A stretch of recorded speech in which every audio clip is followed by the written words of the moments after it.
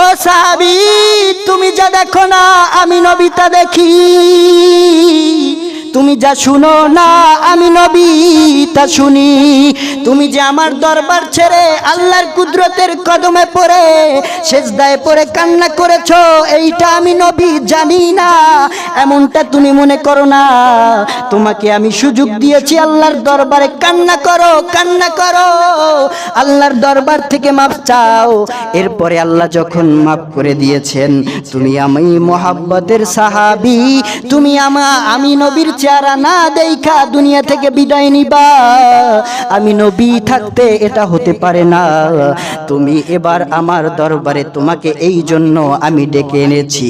যদি কাউকে বলা হয় আর 40 দিন মাত্র আপনি বাঁচবেন, তখন কি আপনি বেশি পরিমাণে খাইবেন না টেনশন করবেন? খাওয়া দাওয়ার চিন্তা থাকবে?